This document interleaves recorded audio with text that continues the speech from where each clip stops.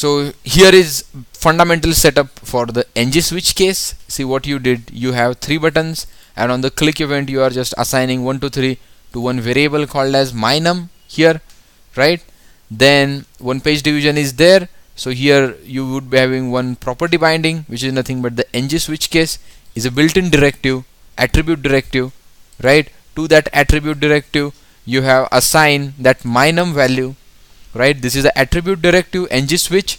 To that attribute directive you have assigned value of mynum, and from this value of mynum below case statements are going to get execute, right? Let us see.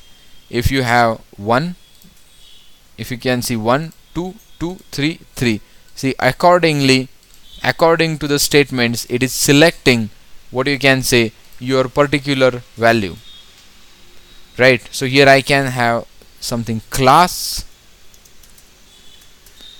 btn and btn primary, btn and the btn primary, this also and this also, btn primary. So just for the styling purpose I have added that. See this 1 2 3 multiple. If you have if then statements, go with the switch case, go with the switch case. So ng switch is an attribute directive, new attribute directive, right? Like ng style, ng class, ng switch is an attribute directive. To that attribute directive you are assigning value, and from that attribute directive you are just checking over here how that could be. ng switch case, right? And output of that would be this. It is particularly selecting what you can say this thing. It is particularly selecting this thing, ng switch case. Now if you want to desugar it, see for every single line 4 lines of code would be there. If you would be desugar this line, if you would be desugar this line and this line, for one line you need to write 4 lines. Why you would be using sugared syntax?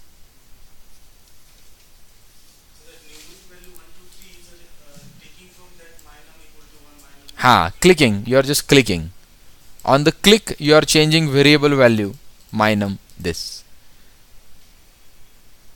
If it is a inline function, if it is a one line function, you don't need to write in the function, you can directly write over here. There is a function, right? This is also function call, remember that.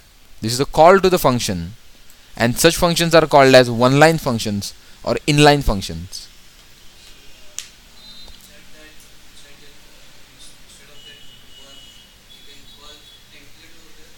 Here, here, there, here, here, 1 2 and 3 mynum. Okay, this page division, yes, you can desugared syntax, you can use desugared syntax, that's not an issue.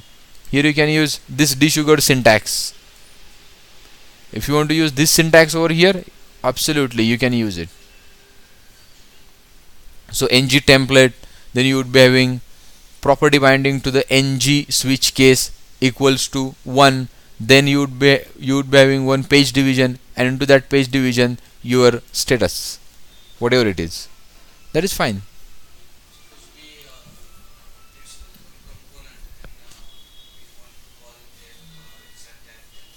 This can be component, fine, this can be component, your own component. If you want to create this as your own component, that's fine, you can make it.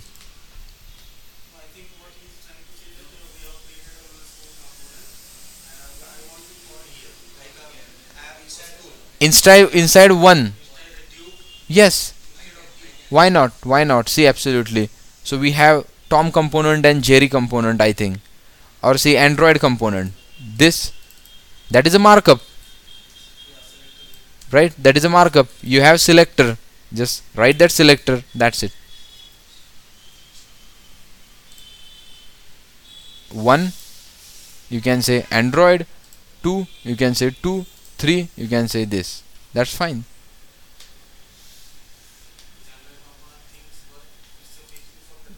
Yes, it's taking from that component.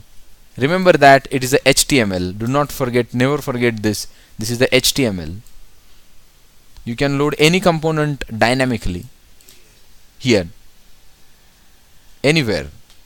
Altogether it is a template, HTML markup. Fine. Okay. Now next thing I am going to show you how to create custom structural directive. I want to create my own custom structural directive. We'll see that.